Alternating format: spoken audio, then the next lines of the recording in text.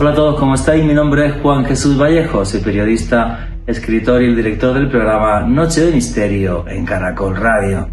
Antigua capital de un imperio, ciudad realmente mágica, Londres, retratada en 1001 obras de literatura o películas. Y es que Londres ha sido escenario de historias totalmente mágicas, como por ejemplo la de Peter Pan, y ha sido también escenario de historias tremendamente lúgubres, como las que acontecieron, por ejemplo, en la famosa Torre de Londres, donde hubo infinidad de personas que fueron ejecutadas y a día de hoy sus fantasmas son famosos a nivel mundial. Pero si, por ejemplo, uno de los barrios de Londres quedó retratado en lo lúgubre a lo largo de la historia, ese fue el de Whitechapel, por donde caminaba Jack el Destripador, uno de los asesinos más famosos de los últimos siglos. Su enigma sigue a día de hoy siendo investigado por infinidad de personas. ¿Se sabrá algún día la identidad de este terrible personaje? Pues si queréis saber sobre esto y mucho más, no os perdáis el último podcast de Noche de Misterio en Caracol Radio, Londres, ciudad de misterios. Noche de Misterio. Juan Jesús Vallejo. Lugares que despiertan pasiones y odios, sitios que están cargados de luces y de sombras, lugares donde podemos cumplir nuestros sueños o que se pueden convertir en una auténtica pesadilla. Sitios, lugares, en definitiva, que son nuestro hogar. Esos son las ciudades y no podemos entender el hombre y nuestra civilización sin las ciudades. La palabra civitas, civilización, viene precisamente de ahí. Se entiende que las civilizaciones modernas hace muchos miles de años se estructuran en torno a las ciudades. En las ciudades es donde se creó el conocimiento y la ciencia tal y como lo conocemos. Y sobre todo, son nuestro hogar.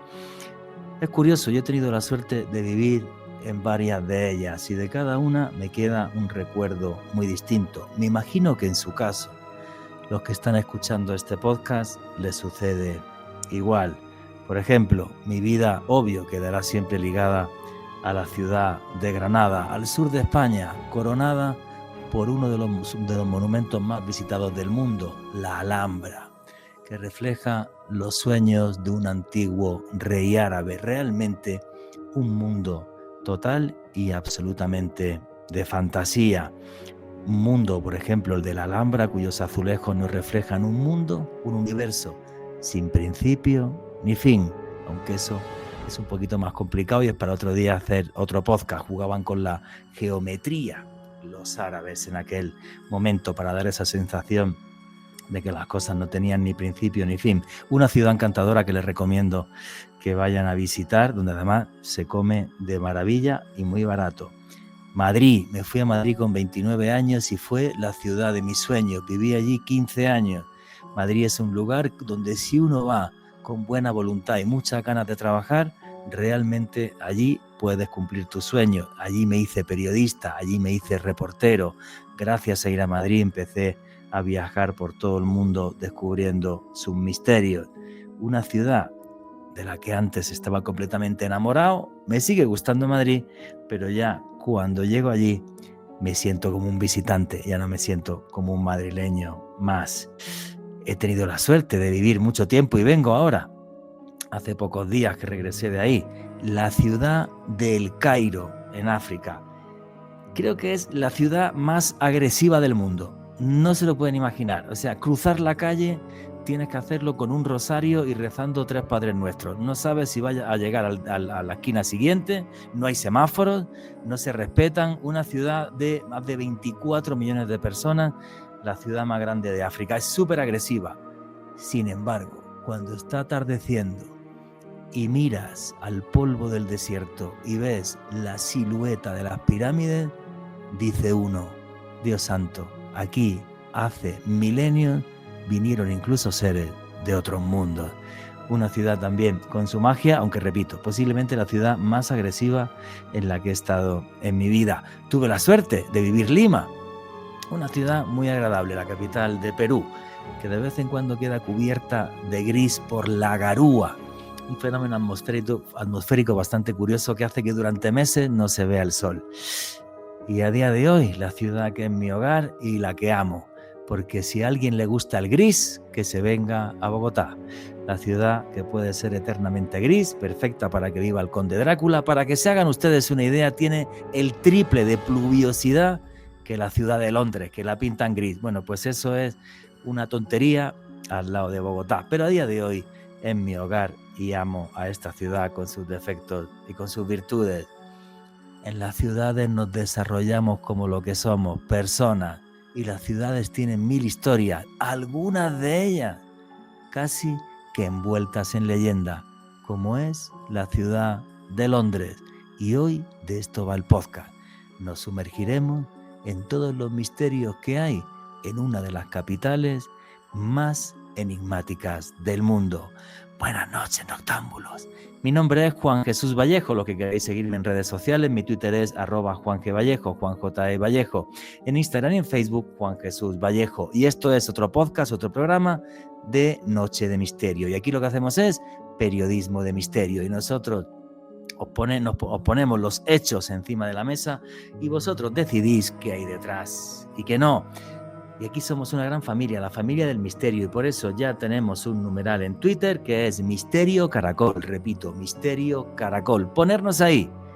¿Cuál es la ciudad que llegó a vuestra alma? Sabéis que hago viajes de autor. Entre marzo y abril del año que viene estaré haciendo un viaje de autor a Tailandia, a Camboya, para poder descubrir los enigmas y los tesoros del sudeste asiático, para navegar por los canales de Bangkok, la que muchos llaman la Venecia del sudeste asiático, caminar junto a elefantes en un santuario en la selva al norte de Tailandia, en Chiang Mai, ver los templos más grandes del mundo, los templos de Angkor Wat, que reflejan la constelación del dragón sobre la tierra y nos conectan con las estrellas, para hablar de budismo, de la senda de Buda, y tener una ceremonia budista nosotros en privado donde volver a renacer. Toda la información de ese viaje la tenéis en la página web www.viajesjuanjesusvallejo.com y arrancamos ya sin más dilación. Alejandro Bernal, amigo, compañero, ¿cómo estás? Muy bien, Juanje, un saludo para ti, también para todos los oyentes que en este momento sintonizan la señal en vivo de Caracol Radio, y también un abrazo enorme para todos quienes disfrutan de este contenido a través del podcast que publicamos en el canal de YouTube de Caracol Radio, hoy hablando sobre Londres, una de las capitales más misteriosas de todo el mundo. Efectivamente, y para eso tenemos una persona que ha vivido en Londres y que ha escrito sobre Londres, que es nuestro buen amigo Manuel Fernández Muñoz, y la entrevista con él arranca así. Me encanta viajar y me encanta ir a lugares que no conozco con el mejor vehículo que existe, la imaginación. Porque hoy nos vamos a dar un paseo por Gran Bretaña, por dos ciudades en concreto, por Londres y por Edimburgo, cargadas de historia, de magia, de misterio. Y jamás tuve la suerte de pisar ni Londres, capital de Inglaterra, ni Edimburgo, capital de Escocia. Si me dicen cómo me las imagino, pues cuando me dicen Londres me imagino ese Londres de la época victoriana, a finales del siglo XIX, principios del siglo XX, cubierto de niebla, con esos carruajes enormes caminando por sus calles, con la señorita de vida disoluta de Whitechapel y Jack el Destripador intentando buscar sus víctimas. Me la imagino, no sé por qué, en ese tono lúgubre, más que uno a lo mejor jovial y de luz que tiene todos los días. No lo conozco, pero cuando me hablas de Londres me la imagino así. En cambio, si me hablas de Edimburgo, la veo casi como una novela, una película de Harry Potter, donde todo rezuma magia, donde todo rezuma poesía, donde la magia celta sigue viva a través de la varita de un mago. Así es como me las imagino, pero no sé si tengo razón o no, porque si además de imaginárselas, leer y documentarse sobre ella y viajar hasta ella, les voy a recomendar un libro Guía mágica y misteriosa de Londres, Edimburgo y Dublín. Si lo ponéis en Amazon, repito, Guía mágica y misteriosa de Londres, Edimburgo y Dublín, para los que queréis viajar allí y para los que no, los que os guste simplemente el periodismo de misterio, tenéis este libro de Manuel Fernández Muñoz, repito otra vez, Guía mágica y misteriosa de Londres, Edimburgo y Dublín. Y como yo no he estado ni en Londres ni en Edimburgo, pero tengo un buen amigo que es el escritor que se llama Manuel Fernández Muñoz, pues le voy a preguntar a él por qué, Manuel, tuviste tanto interés en recorrerte estas ciudades. ¿Qué tal, amigos? Un placer volver a vuestro programa. Y la verdad es que, fíjate, la vida a veces te mueve a lugares dispares, y yo tuve la gran fortuna de estar viviendo un año en Londres, y después tuve la gran fortuna de vivir un año en Dublín. Y entre Londres y Dublín a mí había un país que me encantaba, que me encanta, que es Escocia. Entonces mi mujer y yo solíamos visitarlo, no os voy a decir que cada fin de semana, pero sí que muy habitualmente. Y estando allí viviendo, yo me di cuenta de que faltaba algo, porque a los que somos enamorados del misterio, lo que echamos de menos cuando vamos a cualquier ciudad es precisamente eso, ¿no? Una guía, un lugar, unos enclaves de misterio, unas recomendaciones, una guía, ¿no? Así que como yo vi que no había ninguna que englobara precisamente estas 3 capitales europeas, decidí que era mi oportunidad y me puse a investigar. Investigué todo lo posible, sobre todo porque a ciertas horas de la tarde, en estas 3 capitales europeas, hay una costumbre bastante curiosa, que es la de ir a los pubs. Y allí, entre pinta y pinta, pues cada quien empieza a contar cosas que puede ser que sean ciertas o puede ser que no sean ciertas. Y lo que más le gusta a las personas de Londres, pero sobre todo a las de Edimburgo y de Dublín, cuando llevan unas cuantas pintas, son las historias de terror. Y claro, allí tienes que hacer, como bien os comentaba, tienes que sumergirte y bucear para saber desgranar entre lo que es real y lo que no lo es. Y de ahí surge esta guía mágica y misteriosa de Londres, Edimburgo y Dublín. Pues es que, fíjate, yo me imagino ese Londres así victoriano y tal, a día de hoy me lo imagino como la gran city que es, ¿no? Como prácticamente la segunda capital del mundo después de Nueva York, ¿no? Con hombres de negocios, Rolls Royce, carros de lujo y un porcentaje de la población ya enorme que es emigrante. Yo me imagino que tiene que ser una urbe muy vibrante con una vida cultural increíble, ¿no? ¿Cómo es, antes de meternos en tarea, cómo es, bueno, otro día hablaremos de Dublín y del mundo celta, ¿vale? ¿Cómo es ese Londres actual, cómo lo viviste tú y cómo es ese Edimburgo actual? Pues lo cierto es que son ciudades bastante dispares. Londres es una gran metrópoli, a mi entender, muy oscura. Tiene lugares muy tétricos, tiene un ambiente muy denso. Como tú bien decías, creo que cada uno de nosotros y de nosotras hemos soñado en alguna ocasión con la sombra del Big Ben, de esos siglos XVIII, XIX, con esas farolas de gas, con las calles llenas de niebla y con un hombre encapado que se asoma a ellas. Pero es que eso es Londres. Londres es así. Londres es bruma, es niebla, es un clima muy gélido, ha sido históricamente un lugar muy duro para vivir, donde el alcoholismo y todo lo que conlleva el alcoholismo ha hecho mucha mella en la población. Entonces eso ha dejado una cicatriz muy marcada en esa ciudad. No te voy a decir que también tenga puntos de luz, que los tiene, pero a mi entender es una ciudad también, para mí, también es la capital de los vampiros, con permiso de Venecia y de Praga, porque en Londres los vampiros están por doquier. Y aquí quiero hacer un inciso. Fíjate, cuando yo era pequeño había un juego de rol que se llamaba La Mascarada, donde, bueno, pues los que participábamos en él pertenecíamos a cierto grupo de vampiros. Creo recordar que había varios gremios, estaban los Grendel, los Toreador, en fin, cada quien pertenecía a uno de estos clanes vampíricos. Yo me sorprendo cuando, no hace tanto tiempo, hace 7 años, yo estoy viviendo allí en Londres, y veo que todavía la gente está jugando en vivo a este juego de rol, y que se lo están tomando muy en serio. Y además, estando donde estamos, que es, como decía, la capital de los vampiros, yo me hice una pregunta. ¿Realmente esas personas que están jugando a ser vampiros son vampiros jugando a ser personas? Es decir, ¿se esconde algo detrás de toda esta mascarada? ¿Es posible que nos estemos cruzando con vampiros reales que están haciéndose pasar por personas jugando a ser vampiros? Y llegué a la conclusión de que posiblemente en Londres es bastante más oscura de lo que a priori ya parece. Ahí después, si quieres, hablaremos. Yo en la guía lo detallo muy bien, porque como digo, Londres y vampirismo van muy de la mano. Hay algunos lugares muy calientes, no solamente la casa de Bram Stoker, de la que después, si quieres, también hablaremos. También hay cementerios como el de Highgate, donde a día de hoy todavía se reúnen cazavampiros para seguir intentando cazar a alguno de estos no muertos. Es decir, que Londres tiene todo lo que Londres hemos podido imaginar de ella. Pero después cruzas un poquito, subes un poquito, algunos kilómetros, y te adentras en otro mundo, que para mí es Escocia, que para mí es un reino totalmente independiente, lleno de luz, lleno de color. Tú hablabas de Harry Potter. Es así, es magia.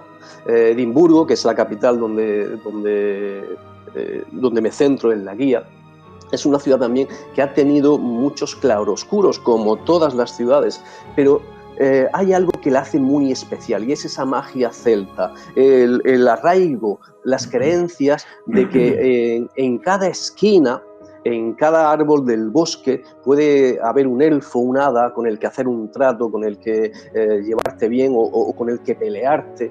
Con esa mentalidad también mágica que tienen. Permíteme que te cuente, si quieres, una anécdota sobre lo arraigado que está la creencia en las hadas aquí en Escocia.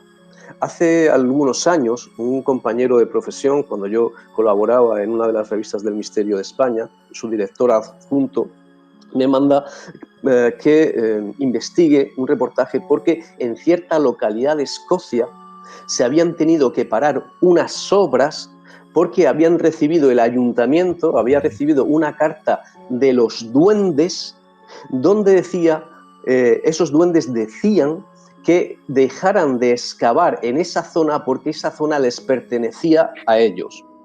Esta noticia salió en el periódico The Scotsman. Bueno, yo lo primero que hago cuando me encargan que investigue esta noticia es ponerme en contacto con el redactor que lo ha escrito del periódico The Scotsman, que después también, si quieres, hablaremos de él. Tenía su redacción en Edimburgo, que es uno de los lugares, de las oficinas más encantadas de Edimburgo, y él tiene la gentileza de derivarme al director de la compañía a la que le han parado la obra. Yo hablo con este hombre y le digo, oye, me parece casi un aspecto grotesco, casi una burla que te hayan parado la obra por los gnomos y por las hadas. La reacción de este hombre yo no me la esperaba. Se enfadó conmigo.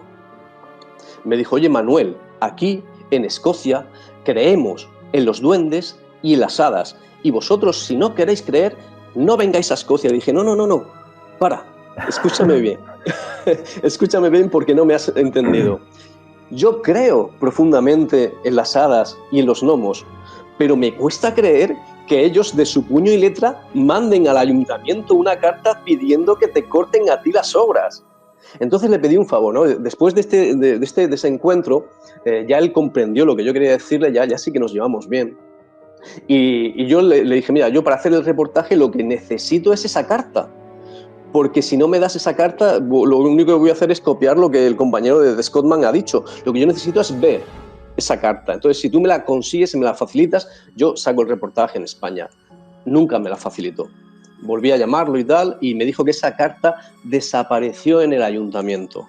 pero que él daba fe de que eso era así, de que los gnomos, los duendes y las hadas se pueden comunicar con nosotros para pedirnos que dejemos de hacer o que empecemos a hacer algo determinado.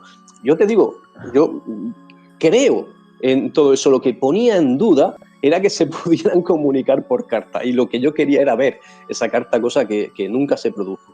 Pero te digo una cosa, qué bonito es lo que nos acabas de contar. Mira, estaba Alejandro Bernal con la misma cara que yo, como alucinando en el sentido de decir, qué bonito que siga existiendo ese pensamiento mágico que nos habla de seres de luz que están ahí en la esquina, que nos están esperando, que nos cuidan, que nos dan amor, que nos dan magia, que nos recuerdan que la vida es algo más que lo que vemos, que lo que vivimos y lo que tocamos.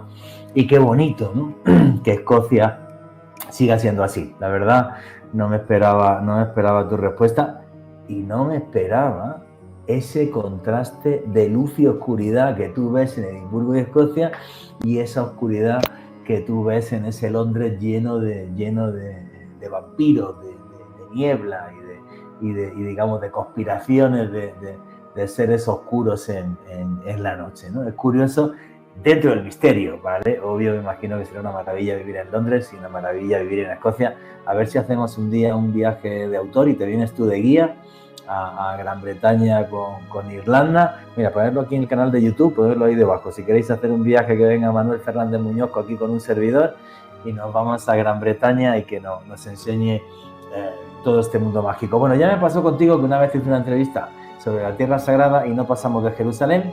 A ver si llegamos a Edimburgo o nos toca otro podcast. No te preocupes, que no hay prisa, ¿vale? Oye, vamos a empezar con este. No me imaginaba que me fueras a describir ese Londres, que por cierto, era el cliché que yo tenía en mente: la oscuridad, la niebla, los carros, la gente oscura por la noche. Vamos a empezar a dar un paseo, ¿vale? Pero antes de meterme a preguntarte, me imagino, bueno, Londres tiene que tener un centro monumental y el Big Ben y tal, que tiene que ser tremendamente impresionante antes de meternos en las historias puras y duras de misterio. ¿Cómo es ese Londres monumental? Disculpa, que fue la capital del tercer mayor imperio de la historia. Realmente es la parte más interesante de Londres, porque cuando te sales de esta Old Town, cuando te separas un poco del Támesis, pues ya tienes un Londres más cosmopolita, un Londres más moderno, un Londres que ya se ha apartado de la espiritualidad y que va más a lo material. Pero todavía en la ribera del Támesis, que es donde estamos corriendo y donde también discurre también mi guía, nos vamos a encontrar con muchos lugares muy increíbles. Mira, para romper un poquito esta oscuridad que hemos trazado en Londres, te voy a iluminar, válgame la comparación, con una imagen que yo creo que a todos nos va a venir a la cabeza, y es el Big Ben, y en lo alto del Big Ben volando Peter Pan, Campanilla, Wendy y sus dos hermanitos. Bueno, pues esta para mí es una de las imágenes idílicas que yo tuve en mi infancia junto con Mary Poppins. Yo llevo viajando a Londres desde que era muy joven, precisamente porque soy un enamorado de Londres. Y yo he visto cómo este lugar, a la sombra del Big Ben, de la torre del Big Ben, recordemos que el Big Ben es el reloj, la torre, a mano derecha tienes también Westminster Abbey, y todo esto se engloba dentro de la plaza del Parlamento, ¿no? Esto es, para mí, uno de los lugares más mágicos, más luminosos de Londres, pero como te digo, con el tiempo desafortunadamente ha ido cambiando.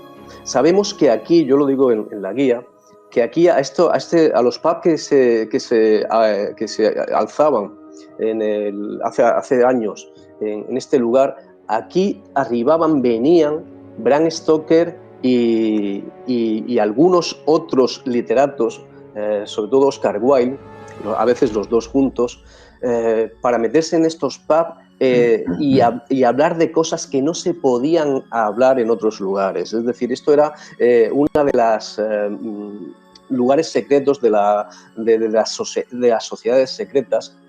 Y cuando la primera vez que yo fui a Londres, yo disfrutaba mucho sentándome en un jardincito que hay justamente enfrente del Big Ben, entre la abadía de Westminster, el Parlamento y y la torre del Big Ben, ahí hay un pequeño parquecito donde antiguamente podías echar una mantita, hacer un picnic.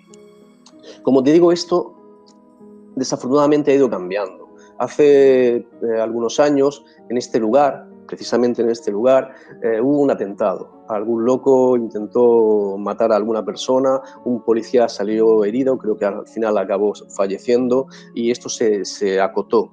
Ya nadie podía pasar, podía hacer un picnic ahí, podía admirar el Big Ben, podía sencillamente estar allí tranquilo. Años después, incluso otro loco también intentó asesinar allí a varias personas, es decir, que a día de hoy es uno de los lugares pues, donde nos han cerrado, nos han acotado los sueños. Y esto es una tragedia.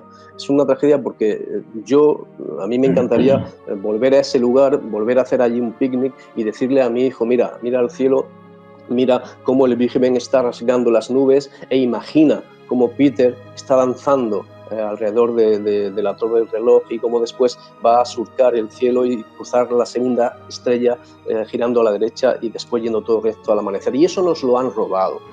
Entonces, ¿es un punto de luz? Para mí sí. ¿Que nos lo han robado? Para mí también. Qué asco de terrorismo, qué asco me da, y yo que vivo aquí en Colombia me da triplemente asco, porque por desgracia también tenemos atentados de vez en cuando que no sirven para nada, simplemente para matar gente y para crear terror, de ahí la palabra terrorismo. Pero en fin, no voy a hablar de esos temas porque tienen implicaciones políticas. En fin, oye, vamos a empezar ya por este Londres de lo victoriano y este Londres de la niebla y de leyendas y demás. Primer sitio de la lista que tengo aquí, que a ver si da tiempo hoy, la Torre de Londres. ¿Qué es la Torre de Londres? Yo he escuchado de la Torre de Londres mil historias, pero creo que tiene también una prisión y hasta profecía. Yo he escuchado de la Torre de Londres de todo, pero el que sabe de esto es Manuel Fernández Muñoz. Bueno, pues la Torre de Londres es posiblemente uno de los lugares más calientes de actividad paranormal de la capital británica, sin duda. Es un lugar que fue palacio, que ha sido fortaleza, que ha sido prisión, incluso zoológico, que ha estado abandonado, que después se ha vuelto a restaurar. Y este es uno de los lugares quizás más sangrientos. Aquí yo digo en la guía que creo que casi todos los fantasmas que aparecen aquí llevan corona, porque es así. Allí se han perpetrado todas las traiciones contra la corona, se han asesinado, se han decapitado a princesas, a reyes, se ha hecho absolutamente de todo. Sobre todo cerca de una de las torres, de las más de 20 torres que componen esta fortaleza, de la Bloody Tower, es decir, de la Torre Sangrienta. Aquí, en los jardines, yo siempre que voy a estos sitios, a mí me gusta hablar con los trabajadores, con la gente, porque son realmente los que están allí día a día y son los que realmente te van a contar qué hay de verdad y qué hay de mentira en cada una de las historias que pueden pulular por internet. Continuamos con Noche de Misterio. Y aquí seguimos en Noche de Misterio, vuestras preguntas y comentarios a través del numeral Misterio Caracol. Y nos iba a comentar Manuel Fernández Muñoz, ¿qué es lo que dicen los trabajadores de la Torre de Londres sobre los fantasmas que hay ahí? Y su entrevista continúa así. Y allí casi todos lo que me decían es: intenta evitar los jardines de la torre en días determinados. En días de luna llena, en días en los que se conmemora el fallecimiento de alguien, intenta evitar los jardines, ni siquiera mirarlos desde lejos. Bueno, yo le preguntaba, ¿pero por qué? Me decían, porque aquí se ha visto a decenas de espectros salir de la Bloody Tower, es decir, de la Torre Sangrienta, pasear por el jardín hasta meterse en la capilla de San Pedro Advíncula, que es donde suelen tener su mausoleo. Es decir, que se ve como una especie de santa compañía que te eriza la piel, que te pone los pelos de punta. Y eso lo han visto los trabajadores de la torre. Pero es que no me cuesta ningún trabajo creerlo, dado las villanías que han sucedido dentro. Fíjate, mira, por ejemplo, sin ir más lejos, cuando Eduardo IV fallece, la corona debe caer en sus dos hijos, que tienen 12 y 9 años. Bien, eso nunca pasó. Nunca pasó porque Ricardo III, su hermano, se hizo con el poder y a estos dos pequeños los encerró no sabemos dónde. Lo que sí sabemos es que Ricardo III nunca, jamás volvió a decir el paradero, dónde se encontraban estos niños, el paradero de estos niños. No sabíamos nada, hasta 1674, donde en unas obras de restauración se descubren los cuerpecitos de estos dos pequeños. Habían sido enterrados, habían sido asesinados y enterrados allí, cerca de la Bloody Tower, para que nadie se preguntara por ellos y para que la corona siguiera cayendo, siguiera estando en las manos de Ricardo III. Lo más curioso, terrible, y lo que a mí me pone la piel de gallina, es que a día de hoy todavía no hace falta entrar en la Torre de Londres.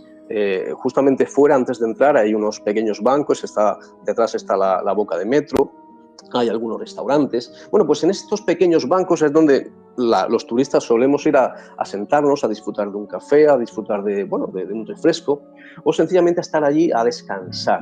Bueno, lo más espeluznante es que hay multitud de testigos que dicen haber visto a dos niños vestidos de época de aproximadamente 12 y 9 años corretear por allí, por esta zona, y que, bueno, a ellos les ha llamado la atención, pero que cuando se les ha puesto los pelos de punta ha sido cuando estos dos niños han atravesado la muralla que separa la Torre de Londres. Es allí cuando todos se han levantado y han dicho esto no es normal. Y pensamos que son estos dos pequeños, los espectros de estos dos pequeños, de los hijos de Eduardo IV. Pero no queda ahí la cosa.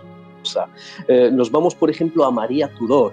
Sabemos que María Tudor, Inglaterra, todo Reino Unido, incluyendo Irlanda, ha tenido durante años unas guerras religiosas intestinas terribles. Y eso pasa, por ejemplo, con María Tudor. María Tudor es católica, no intentan por todos los medios que no suba al trono porque prefieren que a Jane Grey, que es anglicana, es una pariente suya, así que María Tudor, con apoyo del pueblo, después de que Jane Grey creo que reinó durante 9 días, fue coronada, y a los 9 días María Tudor se presenta aquí en la Torre de Londres con todo un ejército, y a su marido, al marido de Jane Grey, lo ata sus manos, sus brazos y sus pies a 4 caballos, para que cuando ella dispare,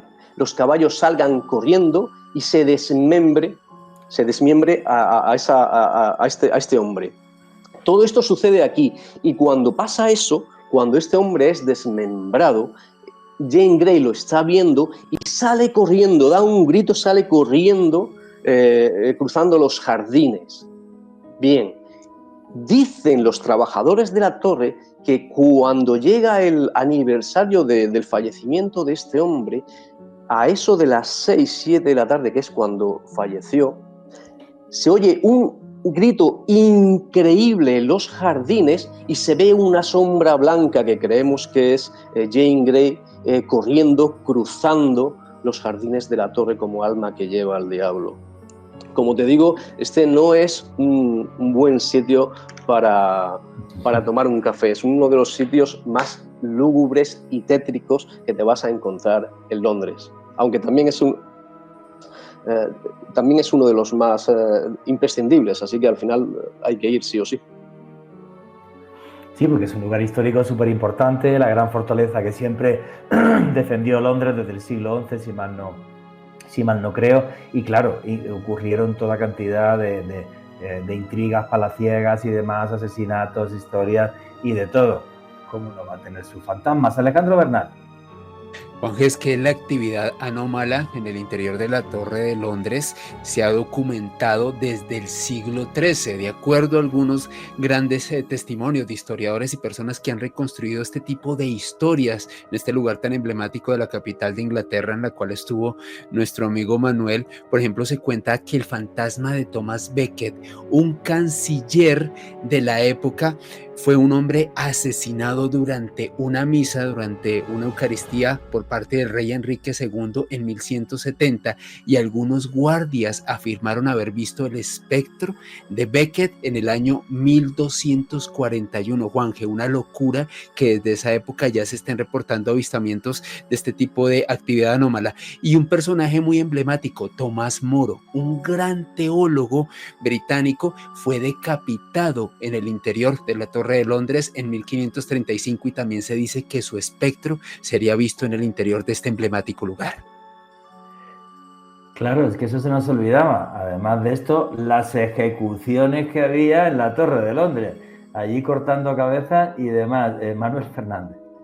Sí, sí, y Catherine Howard y Ana Bolena, las dos esposas supuestamente adúlteras de Enrique VIII, por ejemplo, a las cuales también todavía se les ve con la cabeza debajo del brazo pasear, salir de la capilla, porque recordemos que aquí hay dos puntos que son increíblemente calientes de actividad paranormal, que uno ya lo hemos dicho, que es la torre de la Bloody Tower, la torre sangrienta, pero es que el otro también lo hemos mencionado, que es la capilla de San Pedro Advíncula, que es donde están casi todas estas personas, estos personajes están enterrados. Entonces aquí tienes dos puntos increíblemente calientes, es como el lugar donde los han ejecutado y el lugar donde los han enterrado, y una especie de ciclo interminable de estos espectros yendo de un lugar a otro, en un infierno quizás eterno, a menos que alguien que sepa más que nosotros pueda solucionarlo.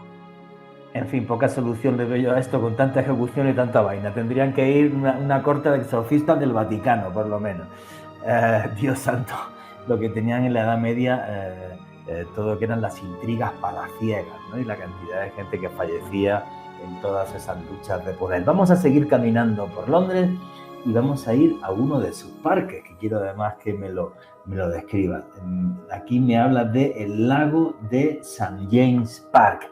¿Qué es St. James Park y por qué ese lago tiene actividad paranormal? Bueno, pues esto es uno de los lugares que cuando a mí me contaron esta historia, yo sinceramente pensé que era uno de estos cuentos londinenses que, como decíamos antes, pues se narran en las tabernas al caer la tarde, ¿no? Claro, yo empiezo a investigar y veo que hay dos personas también de reconocido prestigio internacional, mediums, que han estado involucrados también en lo que os voy a narrar en este parque, con lo cual ya no sé qué pensar. Yo os cuento la historia y que cada quien saque sus propias conclusiones. Lo que podemos saber de este parque, primero, es que está en el centro neurálgico del turismo, está cerca del Palacio de Buckingham, está cerca de todo. Esto es el parque donde tienes que ir sí o sí, o tienes que pasar sí o sí, ¿no? Entonces, dicen, sobre todo los taxistas, yo he recogido el testimonio de muchos taxistas, que de este parque ellos suelen estar aparcados fuera, están orillados en un lado de la avenida, de Mall, y cuentan que cuando cae la noche intentan no estacionar allí, porque muchos de ellos han visto a una muchacha salir del parque con un vestido blanco, pararse enfrente de ellos, mirarlos con ojos vacíos, y que de repente ese vestido blanco se ha ido cambiando de color a rojo, al menos en 39 lugares distintos. Y esto tiene que ver con la historia que os voy a contar a continuación. Es que en el siglo XIX, el capitán de la guardia de este parque tuvo la fortuna de casarse con una joven de alta alcurnia, una joven adinerada. Él no lo era. La joven, que no llevaba demasiado bien el trabajo de su marido, porque estaba mucho tiempo fuera, pues ella buscaba, era una ávida consumidora de cultura. Entonces hay un momento en el que Londres se le queda pequeño y busca también las bibliotecas anexas de Manchester, de Liverpool, de cualquier lugar donde la cultura estuviese viva, hubiese un festival de cultura, allí iba ella. Claro, estamos hablando de que en el siglo XIX no es la actualidad. allí pronto las malas lenguas empezaron a hacer de las suyas y empezaron a decirle al capitán de la guardia que, bueno, que es que su mujer se estaba viendo con tal chico de Manchester o que con tal chico de Liverpool, y esto poco a poco fue haciendo mella en el capitán de la guardia, fue quemándole por dentro. Llega un momento en el que él, uno de sus días de descanso, un domingo, y le propone a su mujer que vayan a hacer un picnic justamente al lago que hay en este parque, que por cierto es un parque precioso, y que allí podían estar, se pueden ocultar un poco de la vista y hacerse arrumacos no en la oscuridad, pero sí en la intimidad. Así que el hombre prepara una manta, prepara un cesto, mete vino y, bueno, pues van hacia este parque, llegan muy cerca del lago, el hombre saca la manta, saca la botella de vino, 2 copas, pero también saca un cuchillo que se lo clava sin mediar palabra a su esposa en 39 ocasiones distintas. En ese momento, justamente en ese momento, pasan 2 de sus subalternos que contemplan todo lo que ha pasado y se van hacia el capitán, intentan reducirlo como pueden, el cuerpo de la chica cae al lago y ellos conducen a este hombre hasta la policía. Cuando la policía vuelve a recuperar el cuerpo de la muchacha, ya no lo encuentran. Incluso llegan a drenar el lago. El cuerpo jamás se encontró. A partir de ese momento, todas las parejas que a partir de las 12 de la noche, que como todos sabemos es la hora de las brujas, pasaban por este lugar, oían detrás el caminar de alguien que los seguía, de una sombra de color blanco que, como también decían los taxistas, a veces su vestido cambiaba a negro, pero sobre todo se acercaba a las chicas y les advertía, cuidado porque aquí, muy parecido a la historia de la chica de la culpa, fíjate, porque ella le decía, cuidado porque aquí me mató mi marido, cuidado porque aquí me mataron a mí, ¿no? Como os digo, yo pensaba cuando me contaron esto que es que tiene todos los ingredientes de un cuento de terror londinense, de no ser porque hay 2 personas involucradas que, como os decía, son de reconocido prestigio, son Ed y Lorraine Warren, que precisamente hace poco han estrenado el último capítulo de su saga en el cine. Bueno, pues sabemos que, para quien no lo conozca, ellos son 2 medium, ella medium y él es un exorcista autorizado por el Vaticano y que se han dedicado durante toda su vida con claroscuros, como cualquier persona, a investigar casos paranormales en todo el mundo. Y aquí vinieron para investigar el caso Enfield, que si todos recordamos es la segunda parte de las películas que fueron sacando de estas personas, ¿no? Cuando cerraron el caso Enfield, decidió la pareja, como no podía ser de otra manera, para una vez que están en Londres, pues visitar los centros más turísticos de Londres y pasaron por aquí, por el puente del lago del Parque de St. James. Y justamente pasando por el puente, Lorraine empezó a sentir algo en su interior que la poseía. Y empezó a golpear a su marido, a insultarlo. Ed inmediatamente supo que algo no andaba bien y tomó a su mujer como pudo, la tomó en brazos, se la llevó de allí, se la llevó del puente. Inmediatamente saliendo de ese puente, Lorraine volvió en sí y pudo decirle a su marido que en ese momento la había poseído el espíritu de una chica que había sido asesinada allí y que su cuerpo descansaba precisamente debajo de ese puente. Así que yo ya no sé si realmente esto es un cuento londinense o tiene algún pozo de realidad. Qué historia tan loca, me has dejado flipando y además no me imaginaba en ningún caso la aparición de Ed y Lorraine Warren. Bueno, los Warren, que son famosísimos, efectivamente, él exorcista, ella medium, ahora se han hecho hiper famosos gracias a la saga de películas El Conjuro. Y qué loco, ¿no? Que alguien le diera 39 cuchilladas a su esposa, pero cuando fueron a buscar el cadáver no se encontró. Quizás tenía un compinche que sacó el cadáver, y es que siempre lo trágico es lo que marca la aparición de los famosos fenómenos poltergeist. ¿Queréis que sigamos dándole este paseo por aquí a Londres? Ya hemos estado en la Torre de Londres, esa fortaleza que defendía la ciudad, en el lago de St. James Park, y hay uno de los, creo que de los hoteles más encantados del mundo también en Londres, si mal no creo, que es el Hotel Ritz de Londres. No sé si es de los más encantados, pero sí que es de los más exclusivos. Esto te lo puedo garantizar, porque allí, fíjate que allí en Londres, como todos podemos imaginar, el té es algo sacrosanto. Tomar el té de las 5 es una tradición, bueno, pues como podemos nosotros tomar el café de la mañana, ¿no? Pero claro, hacerlo allí en el Hotel Ritz, donde una tetera cuesta alrededor de 80 libras, pues claro, esto hay que inmortalizarlo de alguna manera, ¿no? Y eso es lo que pensó la señora Dunbar cuando, bueno, pues viajó hasta este lugar solamente para tomar este té allí y sacarse algunas fotos de la lujosa decoración victoriana del hotel. Estamos hablando del siglo pasado, finales de los 90, donde no había móviles y las fotos se hacen con cámara y después hay que revelar los carretes. Bueno, esto es lo que pasó, ¿no? Ella está allí en este lugar, decide ir al servicio y en el vestíbulo, como es tan hermoso, ella decide tomar 2 fotos, con 1 segundo de diferencia.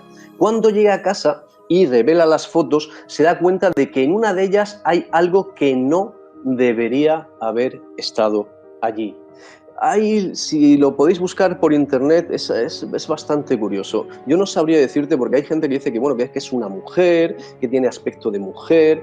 Lo que está claro es que lo que está bajando por las escaleras de ese vestíbulo no es algo humano, o por lo menos no en este momento, aunque quizás en algún momento sí que lo fue.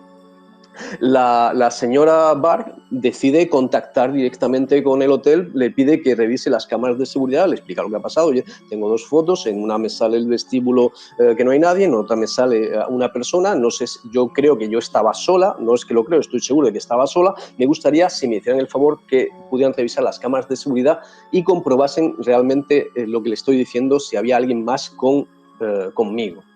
El hotel le responde al cabo de pocos días: hemos revisado las cámaras de seguridad y está usted absolutamente sola. Claro, la pregunta es, bueno, y si estaba sola, ¿quién es esta persona, esta entidad que está bajando estas escaleras? Lo que todo el mundo no conoce, y es aquí donde viene el quid de la cuestión, es que toda esta zona del Hotel Ritz y un poquito más adelante Green Park, el Parque Verde, toda esta zona, cuando Londres era más pequeño, aquí se instaló una leprosería y un cementerio de leprosos. La leprosería estaba justamente, el hospital estaba justamente donde hoy se levanta el Hotel Ritz, y el cementerio de leprosos donde hoy se levanta Green Park. Así que quizás ahí tengamos quién es esta persona que está bajando, porque se le ve como si estuviera totalmente cubierta, como la imagen típica que hemos visto en televisión, o que hemos visto en documentales y tal, de alguien con lepra, totalmente cubierto, fantasmal. Y puede ser que esa sea la respuesta que tenemos de quién es esa persona que estaba bajando por estas escaleras. Pero es que si nos vamos a Green Park, que es el parque que está al lado, fíjate que el parque, cuando dicen Parque Verde, es casi una ironía. No le dicen parque multicolor, le dicen verde, porque es que las flores que plantan aquí no florecen. Bueno, perdón, matizo. Florecen, pero se marchitan en un tiempo récord. Es decir, algo absolutamente absurdo. Aquí se han contratado a botánicos de todas las nacionalidades. Se han traído especies de flores incluso de Islandia, con climas bastante más recios que los que tienen en Londres, para ver si realmente era por el clima. Y como te digo, las flores florecen, es cierto, pero se marchitan enseguida. Y eso es otro de los misterios que hay aquí, además de los árboles. Porque, ojo, aquí sentarte a la vera de uno de los árboles puede ser bastante peligroso, sobre todo si es el árbol del ahorcado. Y te lo digo con conocimiento de causa, porque hay un árbol que, si tú no sabes cuál es, ten muchísimo cuidado, Porque aquí te puedes sentar y estar tranquilamente leyendo un libro o tomándote un café y escuchar de repente como el balanceo de una soga y después un grito, un lamento que no viene de ningún sitio. Pero también otros en este mismo árbol lo que han escuchado ha sido como el peso de algo caer en seco y como el cuello rompiéndose. Así que mucho cuidado quien pase por este parque, mejor desde mi experiencia es que lo dejéis atrás. Dios santo, las historias de las leproserías y tal. Yo la verdad que en su momento pues he investigado alguna y también los hospitales para tuberculosos. Básicamente la lepra era una enfermedad que daba por la falta de higiene y la gente una vez que tenía lepra, como era incurable, pues se les apartaba para que no contagiaran, y era realmente una muerte en vida. Era ir cayéndote, ver cómo se te caía la carne a trozos mientras los que te rodeaban le pasaba lo mismo. Entonces, que en un lugar de tanto sufrimiento haya quedado un remanente de alguien que fue condenado allí. Y luego el detalle de que lo que fotografía la señora en el Hotel Rich no es ni más ni menos que una persona con atuendo de leproso, porque efectivamente se tapaban con un montón de trapos y demás para que la gente no lo viera, porque era muy desagradable. Yo solo, por fortuna, en mi vida solamente he visto un leproso y pobrecillo, sí es muy desagradable ver la enfermedad que tienen. Y lo de Green Park con los árboles de los ahorcados, madre mía, pues como para ir allí a dormir, como que yo no me lo planteo rápidamente. La verdad que me está sorprendiendo mucho el Londres oscuro. No pensaba que era tan oscuro, ¿vale?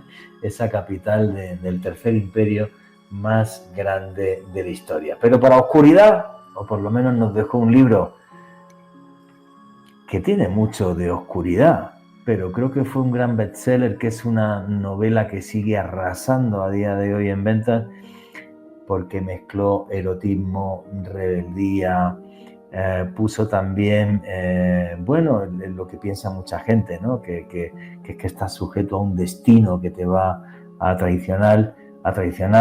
Creo que fue un genio, y me gustaría también la opinión de esto de Manuel, porque sé que sabe de esto, porque Bram Stoker cogió las historias de vampiros de no muertos que había en Europa, aunque la que más nos han llegado son los rumanos y tal, los famosos Strigoi, no porque el tema de los Strigoi fuera famoso en Europa, nos han llegado los Strigoi y los vampiros romanos por Bram Stoker, ¿vale? Pero creo que fue un genio en cómo diseñó esa obra. Repito, le metió rebeldía, erotismo, le metió esa desdicha de estar condenado a un destino, porque hay veces que Drácula cae hasta bien. Bueno, mejor que muchos políticos me cae. Entonces, el tema... se están riendo y me contagiaron la risa. Entonces, quiero saber qué opina Manuel Fernández Muñoz de la figura de Bram Stoker, de lo que hizo en literatura, y luego que nos cuente, obviamente, la historia de su casa. Noche de Misterio, Caracol Radio. Y aquí seguimos en Noche de Misterio, vuestras preguntas y comentarios a través del numeral Misterio Caracol. Y nos estaba hablando Manuel Fernández Muñoz de la casa de Bram Stoker, del creador de Drácula en Londres, y de los misterios que envuelven a la misma. Y la entrevista con Manuel continúa así. Pues mira, la verdad es que yo intenté con esta guía evocar a mi lector todos los sentimientos, todas las emociones que yo viví. Yo tuve la fortuna de vivir en el barrio de Chelsea, que es donde vivió Bram Stoker. De hecho, yo vivía a una parada de bus de la casa de Bram Stoker. Entonces, cuando íbamos a trabajar, yo le decía a mi mujer, oye, en vez de tomar el bus aquí en la parada que tenemos enfrente de casa, vamos a tomarla un poquito más allá, porque quiero ver, yo le decía, o que quiero tomar una hamburguesa en tal, o tomar un café, no, era porque quería ver la casa de Bram Stoker, ¿sabes? Porque a mí me inspiraba muchísimo caminar por ella y pensar que aquí nació, y no en Transilvania, claro, Es que Drácula nace aquí en Londres, en el barrio de Chelsea. Y a mí, fíjate, que lo que a mí me venía a la cabeza cuando paseaba por este lugar era una noche, la noche del 17 de junio de 1816, en una villa que te va a sonar enseguida, la Villa Diodati, en Colonia, en Suiza, donde en un día que duró 3 noches se reunieron John William Polidori, Mary Shelley, Lord Byron, Percy Shelley y otras grandes personalidades allí para leer historias de aparecidos, de fantasmas, en un libro que era una antología en lengua francesa de cuentos de terror alemanes, se llamaba Fantasmagoriana, y aquí es donde surge la apuesta de quién de ellos podría escribir la novela gótica que más impacto tuviera, ¿no? Entonces aquí es cuando Lord Byron, yo creo que, bueno, allí un poco, yo creo que él fue el artífice, ¿no?, de todo esto, quizás abrazados, ¿no?, por ese hada verde que vive en la absenta y que tan de moda estaba en aquellos tiempos. Es aquí cuando, de esta reunión, donde van a salir 2 de las grandes novelas góticas de todos los tiempos, que para mí es El vampiro, de Polidori, y, como no, Frankenstein, de Mary Shelley. Claro, y cuando hablas del vampiro, tienes que comprender que Drácula bebió mucho de esta obra, bebió muchísimo, de la misma manera que bebió también de Carmila también. Es otra obra que también no tuvo la acogida que tuvo Drácula, también porque él supo, este autor irlandés, supo darle a Drácula el toque de romanticismo que quizás le faltaban a estas otras 2 novelas. Pero claro, es lo que decía, cuando tú estás aquí en Londres y estás caminando por esta casa y estás imaginando que allí dentro, siglos atrás, alguien con una pluma empezó a escribir las primeras líneas de esta obra maestra, que para mí es Drácula, pues solamente te viene la inspiración de estas otras obras. También me viene la inspiración, por ejemplo, para hablar de la vampiresa por excelencia, ¿no?, que era Elizabeth Bathory, ¿no? Esta sí que fue una vampiresa real, aunque todos hablamos de Drácula y de lo malo que fue Drácula, realmente sí que hay una vampiresa real, que fue esta señora que acabó con la vida de más de 600 jóvenes, y que posiblemente también Bram Stoker bebió de la vida de esta mujer para crear su obra. Pero es que si nos vamos a hablar de vampiros, no podemos dejar aparte el cementerio Highgate.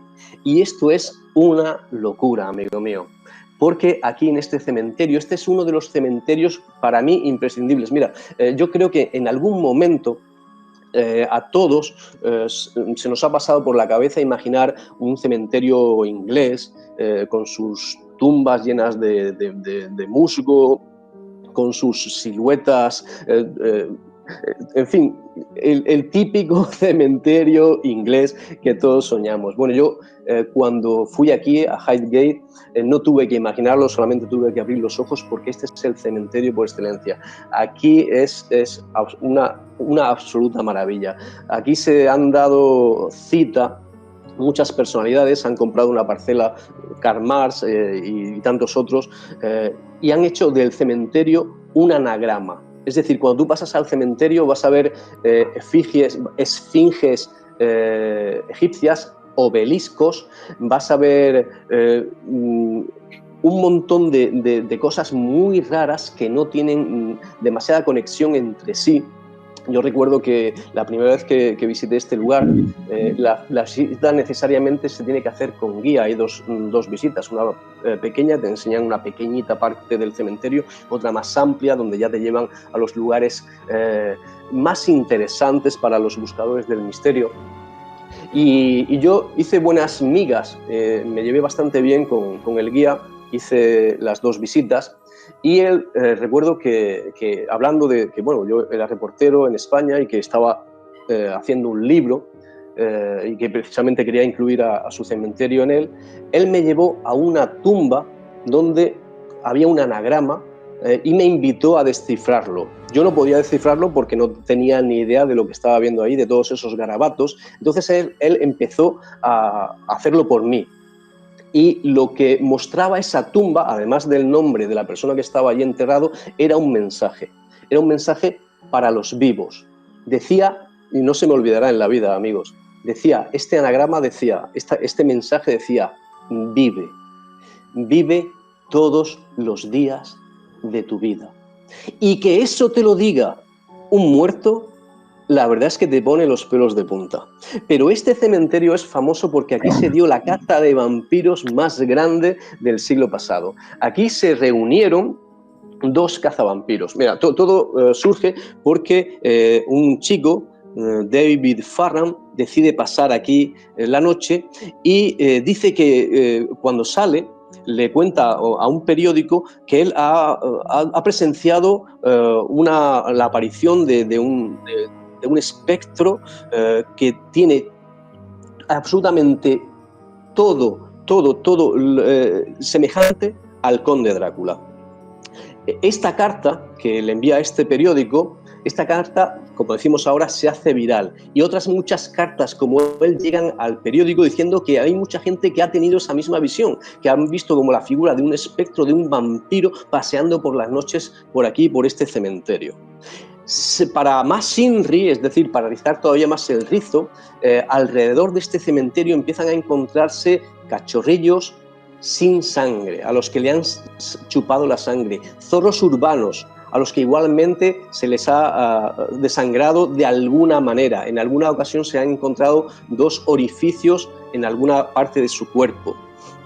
Eso también despierta la curiosidad de otro cazavampiros llamado Sean Manchester, que dice que él tiene información destacada de que ese personaje que está describiendo el otro muchacho, David Farran, realmente es un conde de origen húngaro que, como te digo, es semejante en todo a Drácula, y que sus discípulos, al ver que la energía vital de este hombre había menguado, decidieron enterrarlo aquí. De manera que este vampiro solamente salía por las noches, se alimentaba de lo que podía hasta que pudiera volver a recobrar el vigor. Todo esto sucede en 1960 y 70, es decir, no tan alejados en el tiempo. Y a partir del testimonio de David Farran y de Sean Manchester, empieza a crearse una cacería de vampiros alrededor del cementerio Highgate como no se recuerda. Tiene que intervenir incluso la policía. Todas las lápidas aparecen con crucifijos, con ristras de ajo, con agua bendita. Incluso a David Farran lo detienen, y es cuando, un poquito tiempo después de que toda esta neurosis se apodere de esta zona de Londres, cuando Sean Manchester le dice a un periódico que todo se ha acabado porque él ha acabado con el vampiro, le ha clavado una estaca y el vampiro ha desaparecido. Pero os digo yo, que he estado allí, que la historia de este vampiro no ha acabado, que todavía son muchas las personas que van a este cementerio buscando precisamente eso, historias de vampiros, tumbas de vampiros, que dicen las malas lenguas que aquí las hay, y muchas, y no te estoy hablando de vampiros que han fallecido, sino de vampiros que salen por la noche a hacer pues lo que los vampiros hacen por la noche, alimentarse. Así que cuidado quien pase por aquí, por el cementerio Highgate por la noche. Yo quería comentar, a ver, el tema del vampirismo, que me fascina, ¿no? O sea, hay que pensar, a ver, la epidemia de vampiros en el siglo XVII y XVIII fue tan heavy en Europa que hasta tuvimos un señor que se hizo, digamos, vampirólogo, que fue Agustín Calmet, que era un sacerdote, que llegó a hacer el único tratado que existe en la época sobre vampiros, de cómo salían de sus tumbas, de cómo también tienen versiones como los rumanos, que vienen en los sueños y te atormentan en los sueños y te enloquecen. Lo que sí me parece magnífico, y no sé por qué a día de hoy ya los seres humanos hemos perdido esta capacidad. Cuando antes estaba Manuel hablando de esta reunión entre Polidori, Malipiero, Lord Byron, estos grandes escritores, que juraría que además se reúnen en un año en el que no salió el sol, porque fue el año de la explosión del volcán del Krakatoa, y entonces la ceniza del volcán hizo que durante un año la gente no viera el sol. Fue una cosa loquísima. Entonces, no sé por qué hemos perdido eso, ¿no? Un grupo de intelectuales que de repente se reúnen y aunque escribieran novelas que eran de terror y que eran para aterrorizar y tal, también hacían una crítica social al mundo en el que estaban. Nos hablaban de amor, nos hablaban de ilusiones, nos hablaban de que podíamos vencer nuestros miedos, de que la luz podía vencer siempre a la oscuridad. En cambio, estamos en un momento intelectual en el mundo donde yo no sé si es por la inteligencia artificial, porque todos nos hemos vuelto más imbéciles o qué es lo que pasa, pero ya no veo movimientos así. Sí, hay buen cine de terror, series de terror, y no terror. Yo no soy tan fan del terror, tengo que reconocer, pero sí echo de menos, ¿vale? Y quizá grandes urbes como Londres lo fueron, Madrid, yo recuerdo un Madrid maravilloso con una intelectualidad tremenda, Bogotá también lo tiene, pero echo de menos esa chispa que había antaño en la que la gente se desafiaba a crear grandes historias. Es más, y destrozando el guión como hago siempre, ahora mismo estamos en una sequía intelectual a la hora de construir historias absurdas, y se ve en las series de televisión, y se ve en las películas, y se ve en las novelas. Y aunque sea destrozar el guión, Manuel, ¿qué opinas de esto? Y luego también me gustaría la opinión de Alejandro Bernal. Pues que es algo que hemos perdido. Yo espero que recuperemos. Porque hablando, por ejemplo, de Bram Stoker, él fue un gran amigo de Oscar Wilde. No solamente en Londres, también lo fueron en Dublín. Es decir, yo que he recorrido estas dos capitales y que he estado viviendo en ellas, como ya hemos mencionado, aquí se dan incluso recorridos de los recorridos que hacían ellos dos buscando el misterio, buscando escenas o buscando escenarios, mejor dicho, para sus novelas. Recordemos que si bien Drácula es una obra maestra del cine gótico, el retrato de Dorian Gray de Oscar Wilde es una maravilla también. Entonces, claro, que estos dos autores estuvieran tan compenetrados, fuesen tan amigos y no hubiera rivalidad, pues es absolutamente increíble. Entonces, esos debates que antiguamente se daban en Madrid y que yo espero que algún día regresen, o que se daban en cualquier capital europea o americana, ojalá algún día regresen y bajemos los egos y nos demos cuenta que si colaboramos todos, este mundo va a ser mucho mejor. Mira, yo tengo una teoría. No quiero extenderme mucho en esto, porque si nos ponemos a filosofar, sabes que al final nos quedamos solos y se acaba el programa. Sí, pero no te preocupes, que otro día hacemos el de Edimburgo, o sea, habla lo que quieras. Fíjate, yo tengo la teoría de que los buscadores del misterio, lo que somos buscadores de las preguntas fundamentales que nos hemos hecho los seres humanos desde el principio de los tiempos. Y te lo argumento. Mira, si alguien ve un fantasma, bueno, pues la respuesta de que si hay vida más allá de esta vida, ya la hemos resuelto. Porque estamos viendo el fantasma de una persona. Si además son varios fantasmas y se comunican contigo, esa respuesta ya la tenemos. Cuando nos preguntamos si estamos solos en un universo y vemos un objeto volador no identificado, esa respuesta también la hemos resuelto, porque nos estamos dando cuenta de que aquello que se ve en el cielo no es natural. Con lo cual, hemos respondido otra de las grandes preguntas de la humanidad. Cuando nos encontramos cara a cara con un diablo o con un demonio, con un exorcismo, necesariamente por contrapartida, Dios tiene que existir, porque si existe el diablo, Dios tiene que existir. Cuando yo me meto de lleno a buscar el misterio, lo que estoy tratando realmente de hacer es dar respuestas a esas preguntas. Como yo recuerdo que desde muy pequeño a mí me encantó leer novela gótica y los clásicos. No sé si actualmente se siguen dando en los institutos, pero yo recuerdo uno de los clásicos que a mí me marcó, que fue la novela Fausto de Goethe.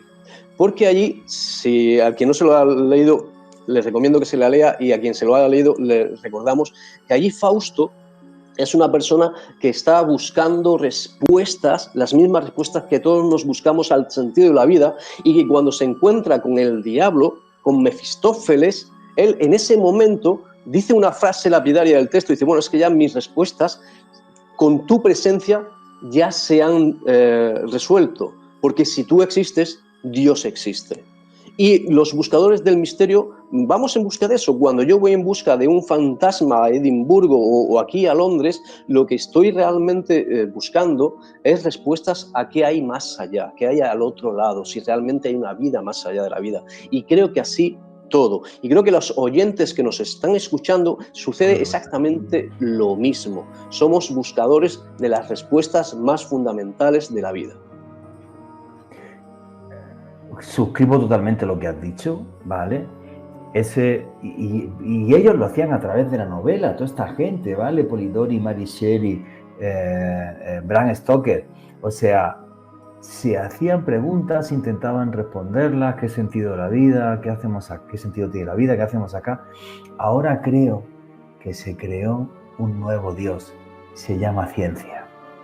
Y entonces, como la ciencia me da el celular y el computador, historias y tal, ¿vale? La gente está perdiendo ese matiz intelectual de buscar algo más, que la ciencia es magnífica. Gracias a la ciencia tenemos aquí un estudio virtual y estoy viendo a Manuel que está en España y a Alejandro en la otra punta de Bogotá, y esto es magnífico, ¿vale? Pero que no perdamos nuestra esencia. Entonces, hay una parte de la ciencia que es la que no me gusta nada, que es lo que yo llamo cientinazis, que nos castigan con el tema del pensamiento mágico y el no sé qué, el tacatá, como si fuéramos una panda chalaos, ¿vale? Como si la religión no fuera importante en la historia de la humanidad y en la espiritualidad humana. Y es que aparte de tener ciencia, tenemos que tener alma y espíritu. Y creo que eso es muy importante y se nos olvida. Pero quiero la opinión de Alejandro Bernal sobre todo esto. Pues Juanje, yo más que ciencia me atrevería a decir que es tecnología, el ser tan dependientes de tener la tecnología en nuestras vidas para procesos incluso básicos. Yo de hecho he tenido la oportunidad de compartir con varios profesionales, no solo en este rubro, sino también en la docencia, personas que hoy en día incluso para un simple título de un ensayo, de un escrito, de un informe, recurren a la inteligencia artificial. Recuerdo que alguna vez le preguntaba o le decía a uno de estos compañeros que mira, es simplemente un título, no es necesario que utilices la IA incluso para eso, y me parece sorprendente que seamos tan dependientes hoy en día. Sobre lo que comentabas, Juanje, de por qué quizás tenemos esa crisis intelectual o crisis de imaginación o de inspiración en las obras de la cultura popular, yo creo que se debe a varios factores. Por un lado, estamos en un momento de reformulación de identidades, reformulación de valores a nivel mundial, al menos en Occidente. Hoy en día hay muchas personas que se están revalando muchas formas de pensar, y otro factor fundamental y para mí muy clave en todo esto, la falta de atención. La gente vive sobreestimulada. Si no les brindas una idea lo suficientemente sólida, en un minuto se desconectan, buscan otro estímulo, y desde esa manera es muy difícil competir y captar la atención del público en general, Juanje. Y pues obviamente los productores y las personas que financian grandes producciones en el ámbito del entretenimiento quieren apostarle a cosas fijas, cosas como Star Wars, cosas como grandes... Aún así se equivocan, perdona, tienes toda la razón del mundo, ¿vale? Dicen, venga, vamos a la fórmula fija. Pero últimamente la crisis de los guionistas y de los contadores de historias es tan heavy que por primera vez en la historia Disney suspendió la segunda temporada de una serie de Star Wars que era la fórmula ganadora. Vamos, era imposible que perdieran. Perdieron hasta en eso. Es de locos. O sea, es de locos. O sea, yo es una cosa que me quedo flipando. No sé por qué hemos perdido esta capacidad de imaginar, de soñar, de aterrar y de contar. Sí, estoy totalmente de acuerdo con lo que estáis comentando, pero es que Alejandro ha dicho una frase lapidaria, ¿no? Que hemos perdido la identidad. Yo creo más bien que es que están tratando de robarnos la identidad para que no sepamos quiénes somos y que le tengamos que preguntar a la IA quién soy yo. Y eso es realmente peligroso, porque cuando pensemos que somos consumidores y que lo único que estamos en este mundo es para consumir, al final vamos a acabar consumiéndonos a nosotros mismos. Toda esta escala o pérdida de valores que estamos teniendo es la degradación del ser humano en sí como ser humano. Y si esto no somos capaces de enmendarlo, cuidado con las generaciones futuras, porque son las que realmente van a sufrir por todos nuestros pecados. Que sí, que merece la pena que desviemos un poco la atención de este paseo por el Londres tenebroso, ¿vale? Pues porque, no lo sé, es que fue mencionar todos estos grandes escritores, contadores de historia, grandes pensadores, y sí, parece que estamos en una crisis de esto, ¿no? Y también la irrupción de las redes sociales y el problema de la polarización política. O sea, están creando borregos y mucha gente que está viviendo del conflicto social, ¿no? Y es algo que me aterra. Oye, sigamos caminando por este Londres tenebroso y vamos a dar con el Santo Grial, Whitechapel. Y cuando digo Whitechapel, ¿quién no piensa en un señor? Yo me lo imagino, fíjate, vestido tremendamente elegante. No me lo imagino harapiento. Me lo imagino elegante, sin despertar ninguna sospecha, con un sombrero de copa alto, alguien con el que te apetece estar y charlar, pero que en el fondo era un gran asesino. Jack el Destripador. Mi amigo Manuel Fernández Muñoz, ¿qué es lo que pasa en Whitechapel? Bueno, tenemos que decir que Whitechapel fue uno de los barrios más castigados a finales del siglo XIX. Al finales del siglo XIX hay una gran masificación de población en Londres, no hay tanto trabajo para tantas personas, no hay tanta vivienda para tantas personas, la gente empieza a pasarlo muy mal y empieza a darse a la bebida. Tenemos que poner un poco en situación. Una habitación podía valer 6 peniques. El sueldo medio de un hombre, porque, ojo, aquí trabajaban hombres, mujeres y niños, ¿eh? Todos tenían que trabajar para mantener a la familia, niños de corta edad, en los trabajos que se pudieran hacer. El salario medio de un hombre era de 6 peniques, el de una mujer de 2 y el de un niño de 3. Si trabajaban los 3, si trabajaba solamente un hombre, casi no tenía solamente para la habitación. ¿Dónde viene el problema? Que el precio del alcohol es muy bajo. Entonces la gente prefería beberse un litro de ginebra por la noche, caer inconsciente donde fuese y no recordar nada hasta el día siguiente. Qué fuerte esta descripción que nos está haciendo Manuel Fernández Muñoz sobre Whitechapel. Y es que la gente se piensa que los países que fueron grandes imperios, como fue Gran Bretaña o como fue España, por ejemplo, en su momento, todo nadaba en oro y era de color de rosa. Y todo lo contrario, esa riqueza se la quedaban muy pocos y el resto del pueblo realmente lo pasaba fatal. Fijaros esa miseria de Whitechapel, alcoholismo, todo tipo de delitos, una calle realmente sucia y horrorosa, igual que os puedo hablar, por ejemplo, de España cuando era un imperio, ¿vale? Así que bueno, creo que es un gran baño de realidad este que nos está dando Manuel Fernández Muñoz. Continuamos con Noche de Misterio. Y aquí seguimos en Noche de Misterio, vuestras preguntas y comentarios a través del numeral Misterio Caracol. Y nos estaba hablando Manuel Fernández Muñoz de cómo era Whitechapel, el lugar, el barrio en el que Jack el Destripador, uno de los asesinos más buscados de la historia, uno de los más misteriosos del pasado, hizo sus fechorías. Y la entrevista con Manuel Fernández Muñoz continúa así. Y eso se convirtió, como te digo, en un problema endémico. De eso, la tasa de alcoholismo nunca fue mayor aquí en Londres que en 1888. Las autoridades sabían que no podían hacer nada. Las mujeres que fueron, como digo, era el precio más bajo, su salario, trabajaban igual que los hombres, pero el salario era incluso menor que el de un hombre, tenían que vender su cuerpo para poder subsistir. Y aquí se dieron escenas en este barrio absolutamente grotescas. Como digo, las autoridades no podían tampoco prohibir la prostitución porque era algo endémico, pero lo que sí hacen es algo absurdo. No permitieron que ninguna mujer se quedase parada en la calle.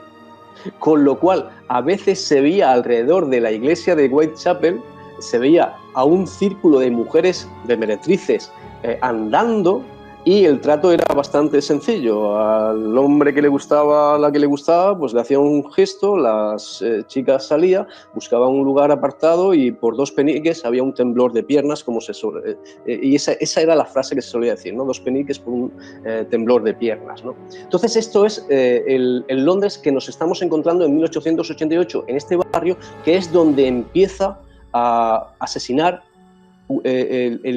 Jack el Destripador. Pero tenemos también que decir una cosa. En Londres...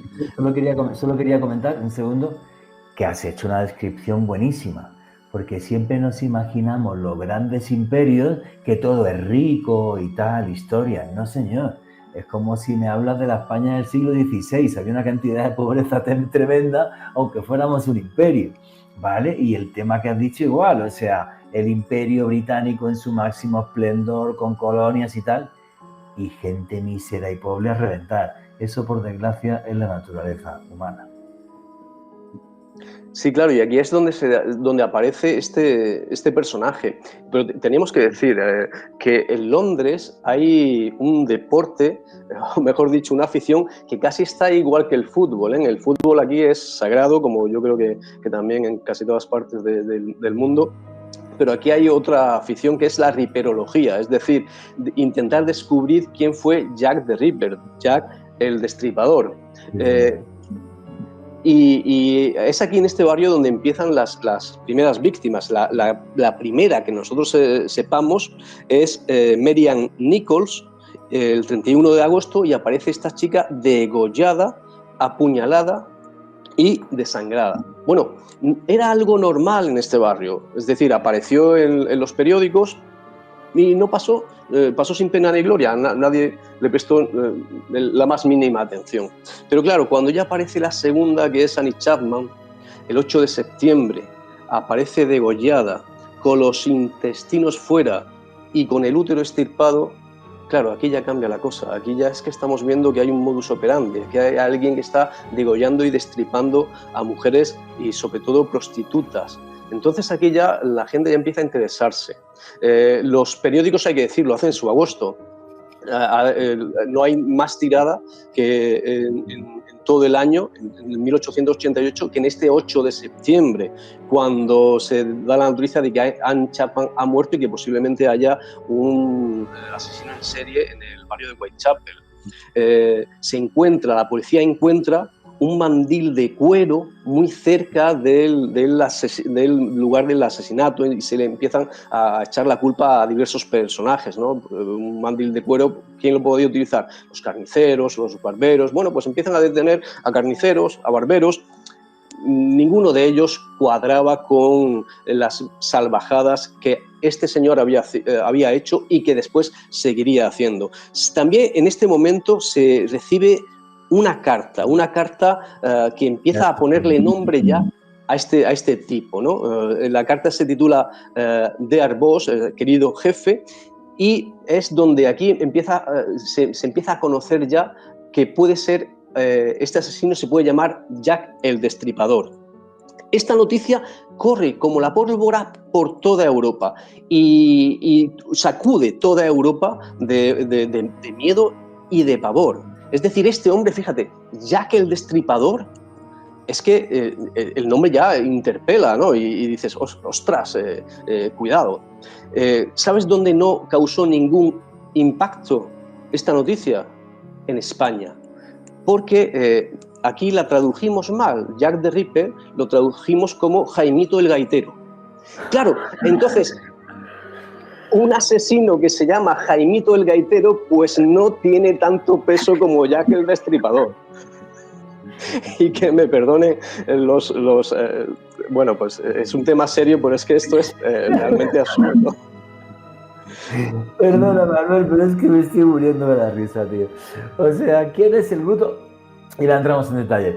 O sea, a ver, en el fondo no hay tantos asesinatos, parece ser, que fueran de Jack el Destripador, y tiene un modus operandi que va cambiando del primero al segundo asesinato, donde se nota que ya está más cómodo. Yo he entrevistado a gente y me han dicho que alguien que le extirpe un útero a una mujer tiene que saber de medicina y de anatomía humana, sino que es un carnicero normal tampoco te lo hace.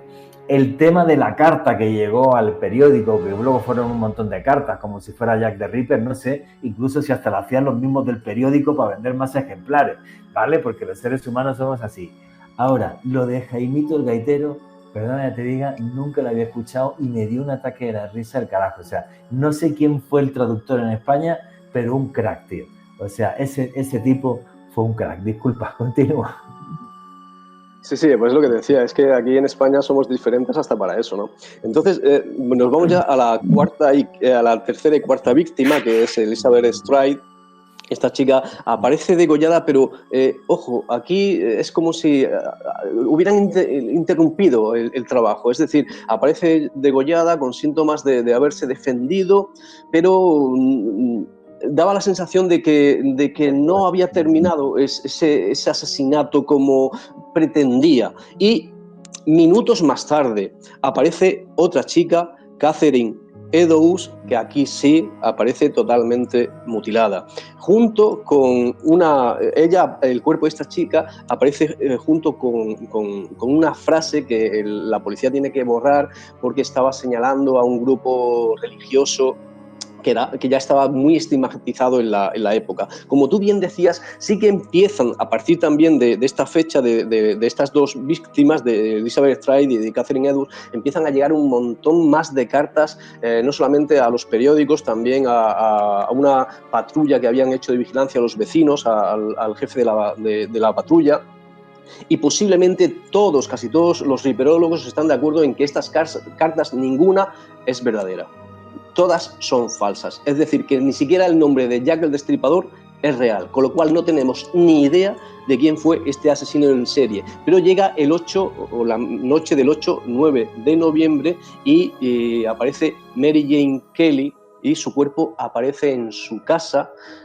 Y aquí realmente fue algo absolutamente nunca antes visto. El joven que trabajaba para la persona que le había arrendado el piso a Mary Jane Kelly se acercó a cobrar la renta. Al llamar, como no contestó nadie, había un cristal roto, intentó abrir un poco la cortinita para ver si ella estaba dentro, y lo que vio lo dejó totalmente impactado. Vio el cuerpo de Mary Jane Kelly abierto en canal y todos sus órganos puestos, distribuidos a lo largo de las estanterías, de las mesas, de toda la habitación. Esto lo dejó sin palabras. A partir de ese momento ya nadie supo nada más de Jack el Destripador. Esta fue la última víctima de Jack the Ripper, y a partir de ese momento lo que debemos, o lo que intentamos los riperólogos descubrir, es quién fue este asesino en serie, qué motivación tuvo. Y hay muchos candidatos, yo te los voy nombrando en el libro, pero quizás el más atractivo para la audiencia es la teoría de Alan Moore. Recordemos, Alan Moore es este escritor, por ejemplo, de Watchmen o From Hell. Es un gran escritor, tiene unas novelas gráficas absolutamente increíbles. Él tuvo la teoría de que estas 5 chicas fueron amigas de la amante del príncipe de Gales. El príncipe de Gales, en un encuentro con un pintor, un pintor había contratado a una prostituta para hacerle un retrato, era amigo del príncipe de Gales, se encuentran en su estudio, ve a las chicas, se enamoran, tienen un romance, tienen un hijo, y esta chica tiene 5 amigas. A las 5 amigas a las que ella le ha contado que bueno, que está saliendo con el príncipe de Gales, e incluso que se ha casado sin que nadie se entere. Esta chica, que se llama Annie Crock, desaparece de la noche a la mañana. Yo he encontrado registros de ella en un warehouse de uno de los barrios. Lo digo, en el libro tenéis toda la información, pero lo que sí es cierto es que esta chica existió, y que posiblemente lo que dice Alan Moore es que a la reina no le interesó que una plebeya, y sobre todo una prostituta, fuese la mujer del príncipe de Gales, con lo cual envió a su médico personal, Sir William Whitney, a acabar el trabajo, es decir, a acabar con estas 5 chicas, además de con Annie Kroc. Esta es la teoría que sostiene Alan Moore. Otra teoría que sostiene, hablando de grandes escritores, Sir Arthur Conan Doyle, es que Jack el Destripador fue una mujer. Y estamos hablando, oye, que no estamos hablando aquí de un don nadie, que estamos hablando del creador de Sherlock Holmes, posiblemente el detective más famoso de todos los tiempos. Pues él abogaba porque Jack the Ripper era una mujer. Y así teorías miles. Yo te digo que las mejores, o las que creo que son más plausibles, las he puesto en el libro Guía Mágica y Misteriosa de Londres, Edimburgo y Dublín, porque creo que también es una visita obligada. Tenemos también que decir que actualmente cuando llegas a Londres se hacen tour por los lugares de Whitechapel donde aparecieron los cuerpos, estos 5 cuerpos canónicos de estas 5 mujeres. Y también podemos entrar al pub donde ellas se daban cita, que es The Ten Bell, es decir, las 10 campanas. Este pub sigue exactamente igual que en 1888, es decir, estás pasando allí y puedes perfectamente visualizar cómo estas 5 chicas, después de hacer su trabajo, se reunían aquí para entrar en calor y tomar una ginebra. Eso sigue exactamente igual. El barrio sí, gracias a Dios ha cambiado, ya es un barrio más multicultural, es un barrio con bastante más luz, pero también tenemos que ser sinceros, el alcoholismo en Londres sigue siendo un mal endémico. La verdad que lo has descrito genial. Sí, en principio 5 víctimas, y es que es muy raro. ¿Sabes por qué? Porque lo normal es que un asesino en serie hubiera seguido matando, salvo que a él lo matara, ¿vale? Pero es muy extraño. Sí, se habló de ese médico, de la reina, se hablaron muchas cosas. Creo que nunca lo sabremos, que es un misterio y que visto de la lejanía, ¿vale?, se ha convertido en un gran enigma. En su momento creo que demostró un morbo por parte de la sociedad humana tremendo, ¿vale? Cómo se siguió la historia de un asesino en serie así, que además a quien asesinaba era meretrices, y de una forma tan cruel. Pero sí, es un clásico de Londres. Y hoy estamos ya en los últimos minutos del podcast, que ya te dije que Edimburgo no llegábamos. Edimburgo lo hacemos en un par de meses. Pero si no hago esta pregunta, reviento. El British Museum, ese me encantaría verlo. Veo que le has dado cobijo en tu libro. ¿Cómo es darse un paseo por el British Museum? Creo que es, digamos, mascar historia, ¿no? Bueno, lo que tenemos que decir es que el British no se ve en un día, quizás ni siquiera se vea en 2 ni en 3 ni en una semana, porque son tantos, pero absolutamente tantos los tesoros que hay allí, que, mira, hay pocas veces que yo me he sentido cansado de ver belleza, ¿no? La primera vez que me sentí cansado de ver belleza fue en Florencia. La segunda vez fue en la Capilla Sixtina, en las 11.000 habitaciones anteriores a la Capilla Sixtina, y después cuando llegué allí llegué exhausto de tanta belleza. Y aquí, en el museo en el British Museum, acabas totalmente, y en el Louvre también, ¿eh? En el Louvre es absolutamente increíble, acabas exhausto de tanta belleza, de tanta cultura. Es algo, creo que es una sensación que se tiene que vivir, no se puede expresar con palabras sencillas. Aquí te vas a encontrar, por ejemplo, con calaveras de cristal, ¿no? Y la historia de las calaveras de cristal aquí es bastante curiosa, porque recordemos que hace algunos años, pues, cuando se estrenó la película de Indiana Jones, pues todo lo de las calaveras de cristal estaba en boga, y bueno, y todo eran calaveras de cristal por todos lados. Y aquí en el British había una calavera de cristal que presidía una sala.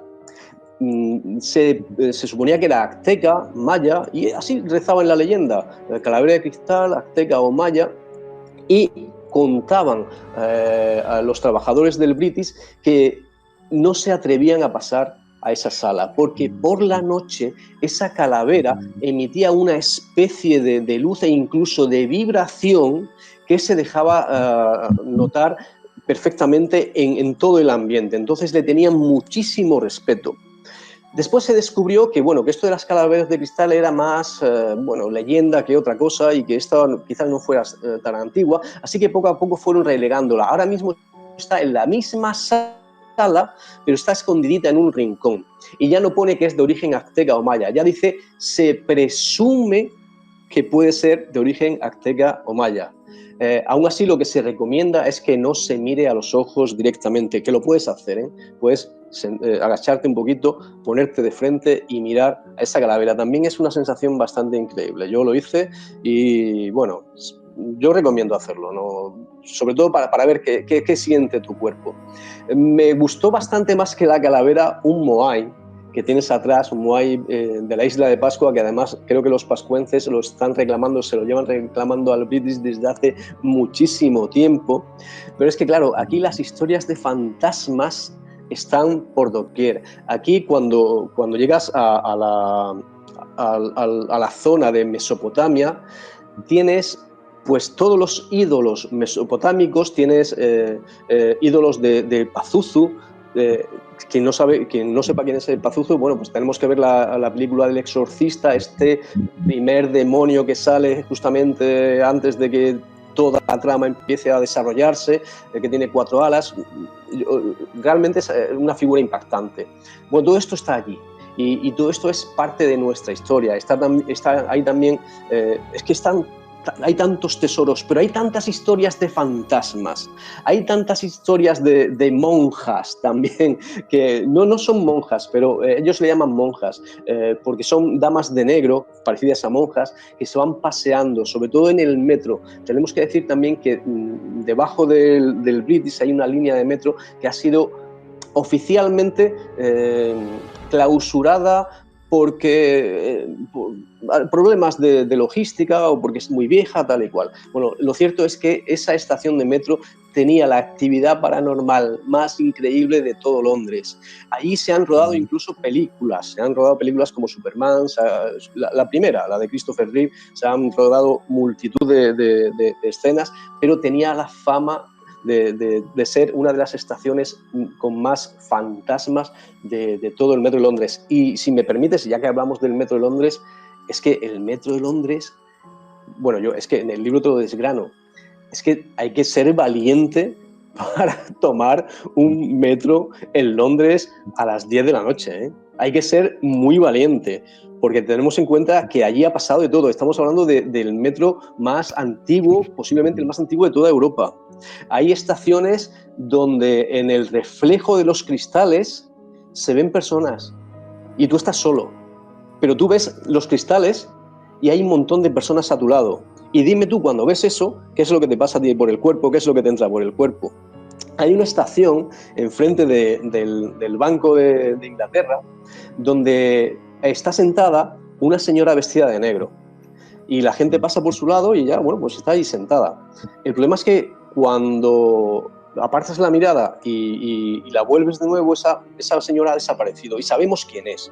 Sabemos quién es esa señora de negro. Sabemos que era la hermana de un trabajador del Banco de Inglaterra al cual fue acusado de estafa y acabó con sus huesos en la cárcel y después lo ahorcaron. Y que su hermana venía a recogerlo todos los días y se sentaba allí. Pero es que venía a recogerlo incluso después de haber fallecido, tanto ella como él. Y la siguen viendo y se sigue viendo. Y hay otra estación, King Cross. Es que hablar de Londres, como te decía, es tan oscuro, es tan denso que podemos... No te preocupes, Manuel, estamos llegando ya al final de la entrevista. Quiero decirte, no sabes lo bien que me lo paso contigo cada vez que te entrevisto. Yo sabía que no íbamos a llegar a Edimburgo. Me ha encantado el final, ¿vale? Ese museo británico con tal cantidad de objetos cargados de historia y de magia, que yo creo que eso tiene que ser uno de los lugares más encantados del mundo. Súper recomendado el libro Guía Mágica y Misteriosa de Londres, Edimburgo y Dublín. Amigo mío, tu conclusión, tu cierre. Pues solamente se me ha hecho cortísimo, siempre que hablamos se me hace cortísimo, pero me gustaría apuntillar un centro de luz dentro de Londres que es Kensington Garden. Aquí es el lugar donde, si en el barrio de Chelsea nace Drácula, aquí es donde nace Peter Pan. ¿Por qué? Porque su autor vivía justamente enfrente. Entonces, cuando nosotros leemos Peter Pan en el país de nunca jamás, realmente lo que tenemos que leer es Peter Pan en los jardines de Kensington Garden, porque es justamente en estos jardines donde James Barrie se inspiró para crear su Nunca Jamás, su Neverland y su Peter Pan. Hay que decir, y ya con esto concluyo, no sé que me vas a tirar de las orejas, pero es que en este parque a día de hoy todavía desaparece gente. Y esto lo tengo documentado. En el año que estuve allí encontré 2 casos en periódicos. En este parque se solía cerrar por las noches porque desaparece gente durante, y es lo más loco del mundo, 3 días. Durante 3 días. Alguien entra por el parque y no vuelve a salir. Se le pierde la pista durante 3 días. Y sale por el otro extremo del parque. Cuando regresa a casa y sus familiares le dicen, ¿dónde has estado 3 días? Ellos dicen, ¿cómo 3 días? Yo solamente he cruzado el parque de un extremo al otro. Tardas 15 minutos en cruzarlo, 20 minutos. Y ha habido un lapso de 3 días perdidos. Esto es algo común que sucede en este lugar. Por eso James Barrie, muchos creemos que aquí en este parque lo que hay realmente es un acceso a un lugar a un reino de las hadas, a un reino mágico en el que él se inspiró para crear todo este universo. Y esto es un punto de luz justamente en el corazón de la capital británica, donde os recomiendo que vayáis. Y os recomiendo, ya de verdad que ya termino, recomiendo que vayáis sobre todo en este parque a la estatua de Peter Pan, porque es allí donde sucede todo, es allí donde lo vais a ver a él, a Campanilla y a todos, y lo vais a ver, o quizás lo vais a sentir, mejor dicho, lo vais a sentir a vuestro alrededor, porque las hadas se sienten más que verse. Amigo mío, que me lo paso muy bien contigo como te hago entrevistas, tío. Un fuerte abrazo, gracias por compartir tu tiempo, tus conocimientos, tu sabiduría y tu forma magistral de contar las cosas. Un abrazote, amigo. Un abrazo, que Dios nos bendiga a todos. La verdad que sí, que siempre es un placer entrevistar a Manuel Fernández Muñoz. Qué sabiduría, imperdible ese libro que tiene Manuel Fernández Muñoz sobre misterios y enigmas de Gran Bretaña. Alejandro Bernal, amigo, compañero, tu conclusión y tu cierre. Juanje, un viaje a través del vehículo más poderoso de todos, la imaginación, por la capital de Inglaterra, Londres, una ciudad llena de una serie de connotaciones sociales, de unas historias impresionantes de fantasmas, de realidades sociales ocultas, y que fue contada de una manera magistral por parte de Manuel Fernández Muñoz. Y a mí me pueden seguir en redes sociales, en Instagram y en TikTok, en @alebernalpress con @S. Pues es una ciudad que no conozco, que me encantaría conocer, y que como todas las ciudades del mundo está llena de luces y sombras. Y es curioso, cuanto más poder tiene esa ciudad, cuanto más gente vive ahí, cuanto más ilusiones se vuelcan ahí, más luces y sombras rodean nuestras ciudades. De nosotros depende también esforzarnos en hacer que esas ciudades sean un sitio digno para vivir. Yo me esfuerzo por ello en Bogotá. Háganlo ustedes también en las ciudades que habiten, porque con sinceridad son nuestro hogar y en ellas podemos cumplir nuestros sueños. Y nunca olviden que vivimos en un mundo mágico, porque está repleto de misterio.